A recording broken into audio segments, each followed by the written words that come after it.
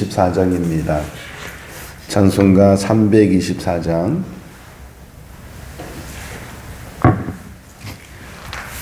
예수 나를 오라 하네, 예수 나를 오라 하네.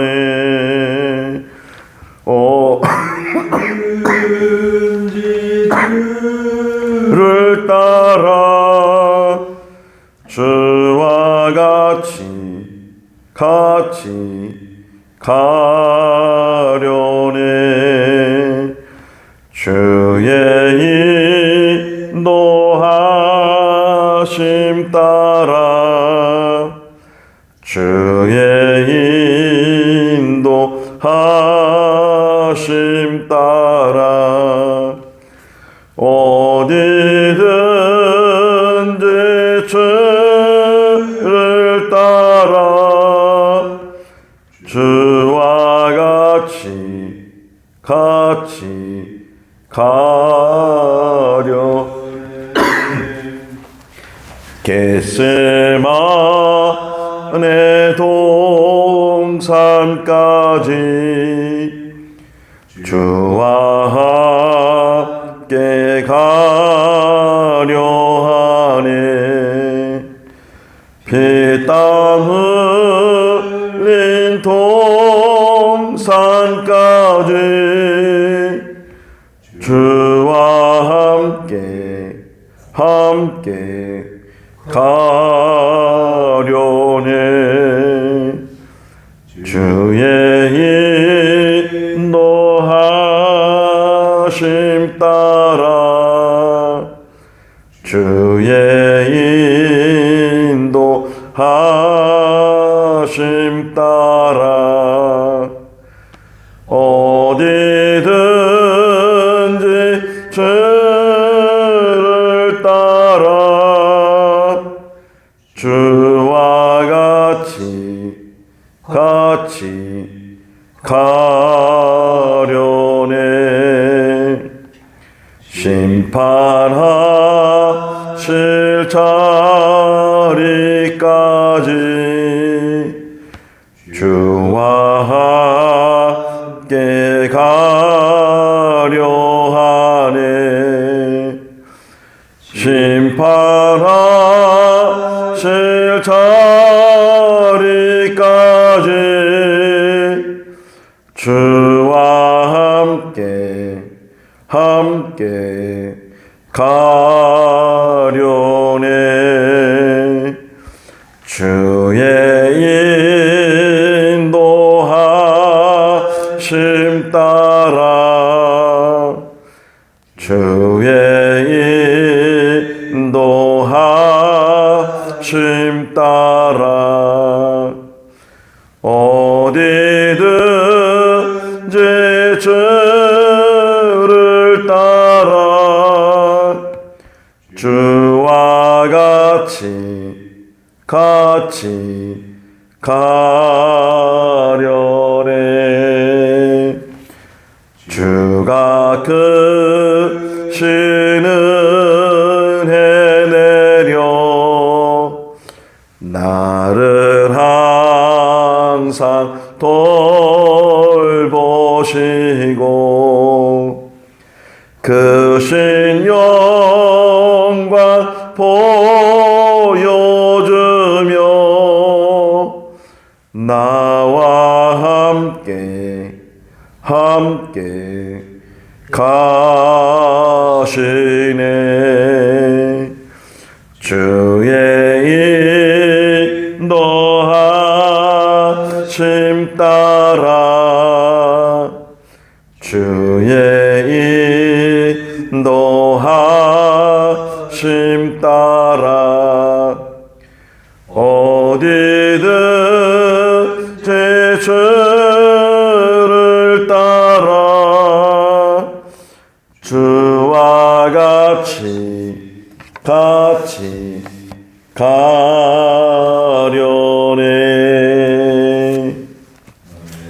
요한복음 7장 25절에서 36절 말씀입니다. 요한복음 7장 25절에서 36절 말씀. 예루살렘 사람 중에서 어떤 사람이 말하되 이는 그들이 죽이고자 하는 그 사람이 아니냐. 보라, 드러나게 말하되 그들이 아무 말도 아니하는도다. 당국자들은 이 사람을 참으로 그리스도인 줄 알았는가. 그러나 우리는 이 사람이 어디서 왔는지 아노라. 그리스도께서 오실 때에는 어디서 오시는지 아는 자가 없으리라 하는지라. 예수께서 성전에서 가르치시며 외쳐 이르시되 너희가 나를 알고 내가 어디서 온 것도 알거니와 내가 스스로 온 것이 아니니라. 나를 보낸 이는 참되시니 너희는 그를 알지 못하나 나는 아노니 이는 내가 그에게서 났고 그가 나를 보내셨음이라 하시니. 그들이 예수를 잡고자 하나 손을 대는 자가 없으니 이는 그의 때가 아직 이르지 아니하였음이로라. 무리 중에 많은 사람이 예수를 믿고 말하되 그리스도께서 오실지라도 그 행하실 표적이 이 사람이 행한 것보다 더 많으랴 하니. 예수에 대하여 무리가 수군거리는 것이 바리새인들에게 들리는지라. 대제사장들과 바리새인들이 그를 잡으려고 아랫사람들을 보내니 예수께서 이르시되 내가 너희와 함께 조금 더 있다가 나를 보내신 이에게로 돌아가겠노라.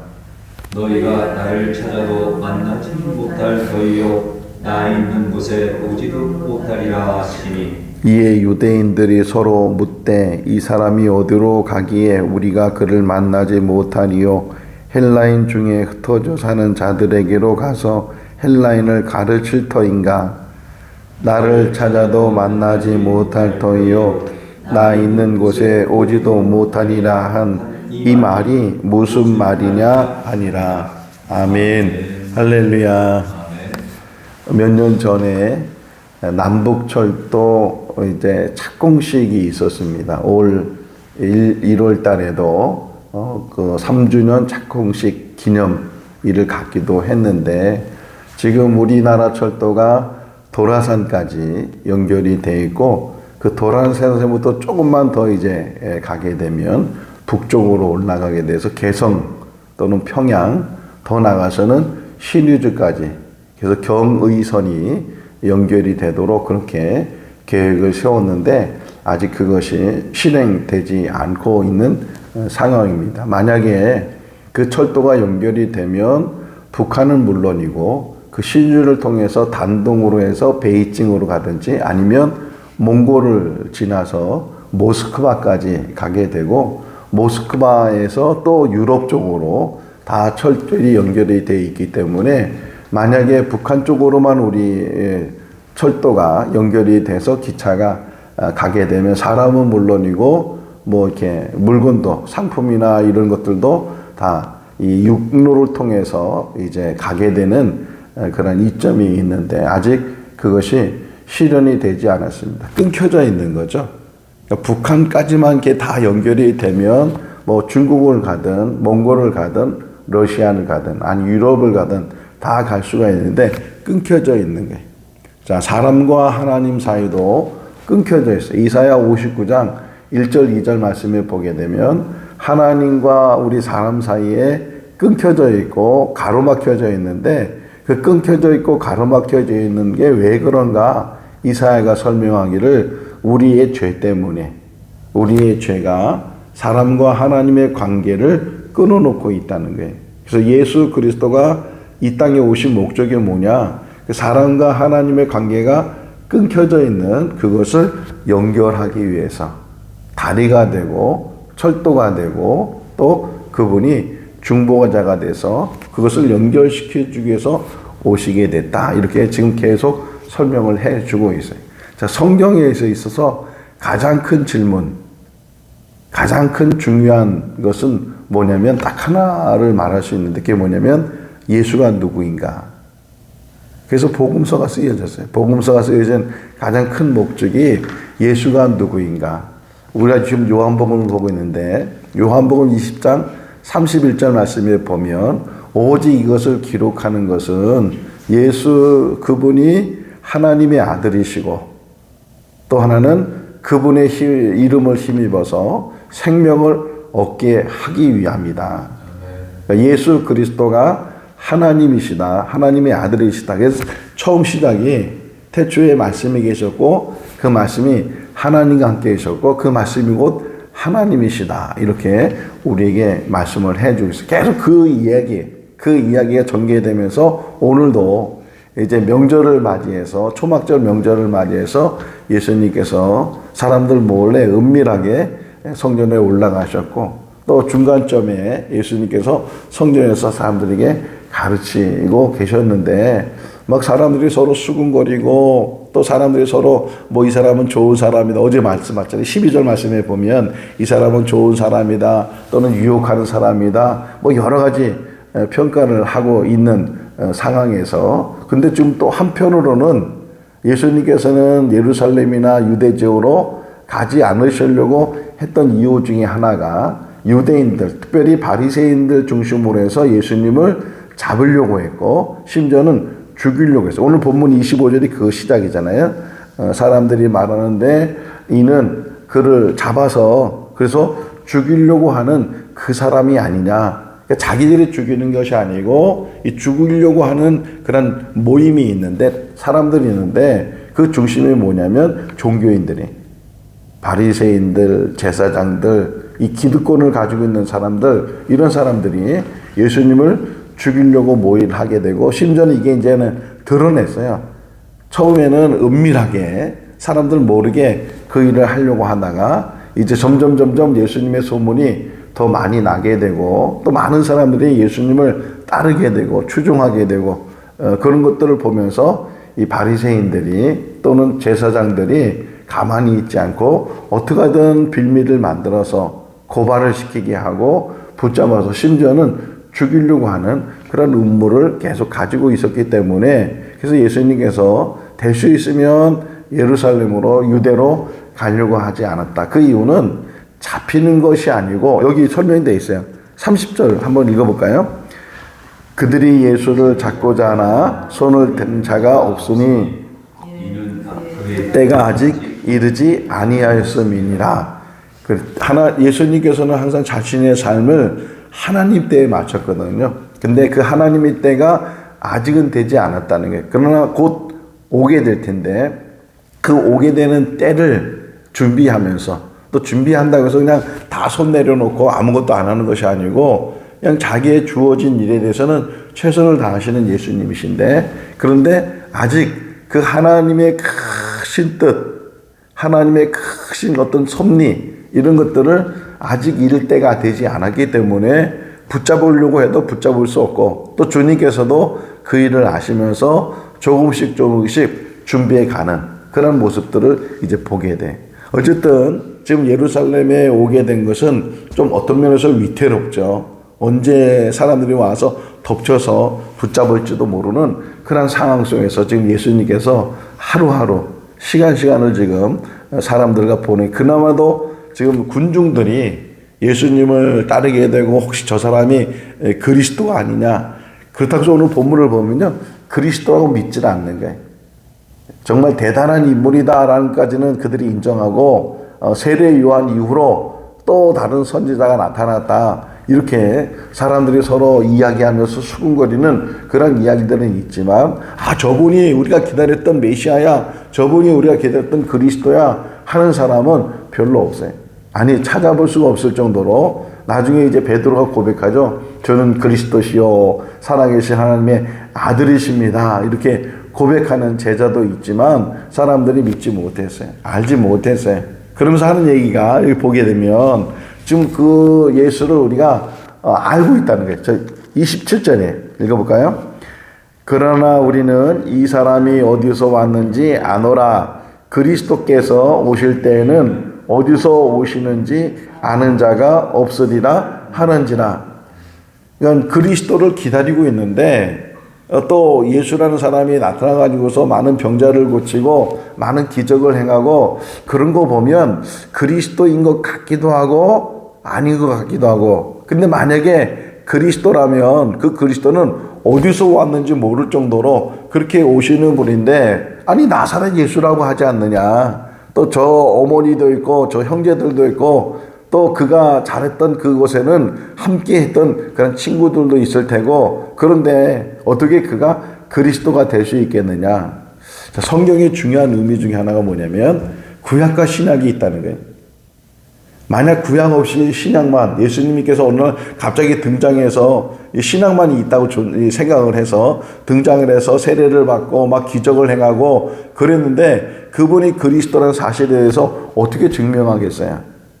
혹이나 그 같이 있었던 사람들은 야, 대단한 인물이다, 정말 하늘에서 온 사람이다, 하나님이 보낸 사람이다, 이렇게 혹이나 말을 할 수 있지만, 지금 세월이 지나가면서 나중에 이제 보면요, 사도행전 읽어보면 예수님 전에 이렇게 막 드러난 사람 몇 사람이 있었어요. 드다라는 사람이 있었고, 뭐 유다라는 사람이 있었고, 갈릴리 유다라는 사람이 뭐 사람들을 선동하기도 하고 막 모이기도 하고. 근데 나중에는 희지부지 없어졌어요. 희지부지 없어지면서 가말리엘이 그런 말을 해요. 만약 너희들이 그 예수 믿는 사람을 붙잡아 죽이려고 해도 하나님 뜻이 아니면 너희들이 감당할 수 없다.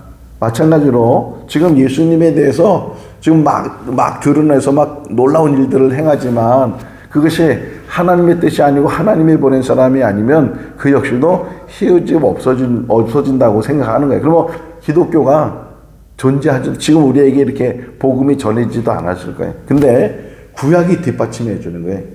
그러니까 메시아 그리스도가 이 땅에 오신다는 사실에서 미리 아예 창세기부터 3장 15절 말씀에 여자의 후손과 뱀에 대해서 얘기하면서 여자의 후손이 뱀의 머리를 상하게 할 것이고 이렇게 말씀하시는 그 말씀부터 시작을 해서 메시아가 오고 그 메시아가 어떤 일을 할 것인지 우리에게 말씀을 해주고 있어요. 구약이 뒷받침해주고 있는데 그 중에 하나가 뭐냐면 예수님 그리스도가 베들레헴에서, 그러니까 작은 마을이지만 그것에서 하나님이 보낸 사람 메시아가 온다는 그런 말씀을 미리 기록해 놨기 때문에 예수님께서, 그래서 누가는 그것을 설명해 주잖아요.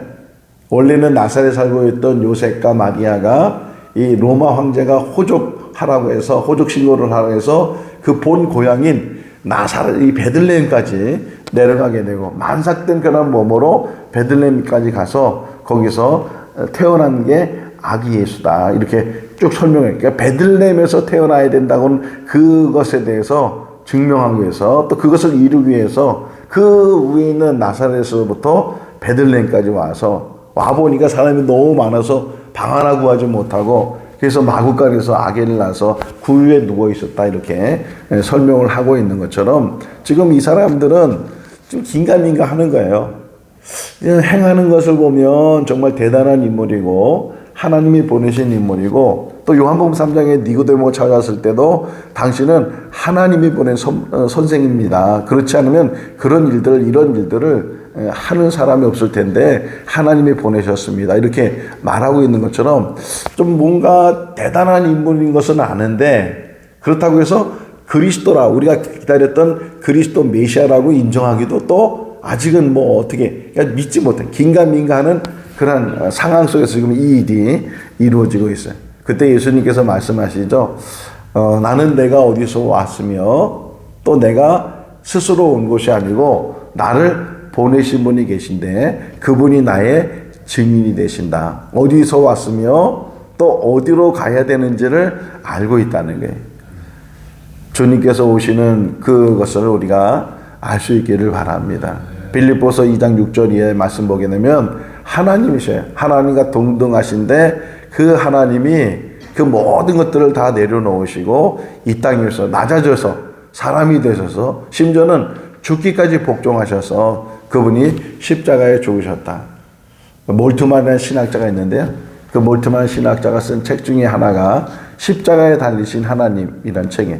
물론 신학적인 책이기 때문에 좀 어려운 부분도 있지만 그 희망의 신학이라는 그 몰트만의 신학이 있는데 그 신학 속에 하나님이 십자가에 달리셨어요. 다시 말하면 예수 그리스도가 하나님이시다, 이렇게 지금 이야기를 하고 있어요. 그 일을 이루시기 위해서 예수님께서 이 땅에 오신 줄로 믿습니다. 자, 31절 볼까요? 재밌는 표현이 하나 나와요. 읽어보겠습니다. 무리 중에 많은 사람이 예수를 믿고 말하되 그리스도께서 오실지라도 그 행하실 표적이 이 사람이 행한 것보다 더 많으냐 하니. 자, 예수님께서 여러 가지 일들을 행하셨는데 사람들이 긴가민가 하면서 혹이나 이가 그리스도가 아니고 정말 그리스도가 오신다 할지라도 지금 이 예수란 사람이 행한 것만 봐도, 지금까지 행한 것만 봐도 그 오신다는 그리스도보다 더 많은 일들을 행하지 않았겠느냐. 지금 그런 생각, 그런 말을 하고 있는 거예요. 요 말 안에 뭐가 들어있냐면 그는 그리스도가 아니야. 이런 말이 들어가 있어요. 그러니까 아무리 많은 일을 했는데도 불구하고 이 깨닫는 것, 받아들이는 것, 이것이 쉽지가 않다는 것을 지금 우리에게 말씀해 주고 있어요. 우리도 마찬가지 신앙생활을 오래 하면서 뭐 성경의 지식에 대해서는 너무나 잘 알고 있고 뭐 설교를 하려면 뭐 얼마든지 설교를 할 정도의 그 지식을 가지고 있지만 정말 예수 그리스도가 나를 위해서 이 땅에 오신 구세주인 것, 그분이 나를 위해서 십자가에 죽으신 것, 이런 것들이 확실하게 믿어지고, 옛날에 우리 초대 우리 한국 교회 속에서 이 영성적으로 이렇게 가신 분들이 계세요. 영성적으로. 근데 그 중에 한 분이 기도를 많이 하시는 분인데 그 기도 내용을 제자들이 한번 들어봤어요. 어떤 기도를 하시는가 이렇게 들어봤는데 그분의 기도는 밤새도록 하는 기도가 주님의 보혈이래. 기도 내용이 뭐 여러 가지 뭐 세계를 짊어지고 뭐 국가 뭐 위해서 그런 중보 기도, 물론 그런 기도도 해야 되지만 오직 그분의 기도는 주님의 보혈이. 우리 생거진천교회가 주님의 보혈이 흐를 수 있기를 바랍니다. 십자가만 자랑하고 정말 그분이 누구이신지, 그분이 왜 이 세상에 오셨는지, 왜 십자가에 죽으셨는지, 또 죽은 자 가운데서 3년 만에 부활하셨는지, 다시 오신다고 약속하셨는지, 이것을 정말 우리가 잘 깨닫고 우리가 확신하고, 그래서 주님만 자랑하고 십자가만 자랑하고 천국만 바라보고 그분이 끊어진 그 철도길을 연결시켜 주시는, 하나님과 사람 간에 단절되어 있는, 막혀져 있는 그 막힘을 헐어주시기 위해서, 뚫어주시기 위해서, 연결시켜 주기 위해서 이 땅에 오신 우리의 구주이신 줄로 믿습니다. 그분이 계속 말씀하시는 게 내가 어디서 왔는지 또 어디로 가야 되는지, 지금은 너희와 같이 있지만 잠시 후면 내가 왔던 곳으로 돌아가게 될 것이다. 나를 만나고 싶어도 나를 찾으려고 해도 찾지 못할 것이고 나를 만나려고 해도 만나지 못할 것이다. 계속 말씀하시는 게 너희는 나를 이제 보지 못할 것이다. 근데 또 오해를 해요. 35절에 보면 그러니까 무슨 말을 해도 그 말을 제대로 이해를 못하는 거예요. 35절 읽어볼까요? 이에 유대인들이 서로 묻되 이 사람이 어디로 가기에 우리가 그를 만나지 못하리요? 헬라인 중에 흩어져 사는 자들에게로 가서 헬라인을 가르칠 터인가? 지금 바리새인들이 또 제사장들이 이 종교인들이 예수님을 붙잡아 오려고 하니까 저가 도망을 가서 다른 지역으로, 다른 나라로 도망을 가서 그 사람들에게 만나려고 하는가? 헬라 사람들을 만나려고 하는가? 지금 주님께서는 이제 정말 하나님이 정하신 그 때를 향해서, 하나님이 정하신 그 섭리를 향해서 십자가 길을 가고 계시는데 사람들은 저 다른 나라로 가는 거로, 멀리 간다고 하니까, 또 못 만난다고 하니까 자기들이 가지 못하는 그곳으로 간다고 생각을 하는 거예요. 우리 요한복음 계속 보잖아요. 처음에 주님이 이런 말씀을 하셔요. 내가 땅의 일을 너희가 땅의 일도 제대로 이해하지 못하는데 어떻게 하늘의 일을 이해하느냐. 우리가 하늘의 일을 이해할 수 있기를 바랍니다. 천국이 어디 있어요? 유리 가가리라는 사람이 러시아 우주인인데 그가 이게 우주선을 타고 공중에 올라가서 한 얘기가 뭐냐면 아무리 눈 씻고 봐도 신은 없다 이렇게 얘기를 했는데 차원이 다른 거예요. 차원이. 이 우주라는 그런 정말 어마어마한 이런 우주도 있지만 그러나 그 우주 안에 천국이 있는 것이 아니고 하나님이 새로운 차원에서 천국을 만드시고 예비하시고 그리고 우리와 함께 하실 줄로 믿습니다. 우리 성경 하나 볼까요? 요한복음 14장이에요. 14장 1절부터 3절 말씀까지 요한복음 14장 1절에서 3절 읽어보겠습니다. 너희는 마음에 근심하지 말라. 하나님을 믿으니 또 나를 믿어라. 내 아버지 집에 거할 곳이 많도다. 그렇지 않으면 너희에게 일렀으리라.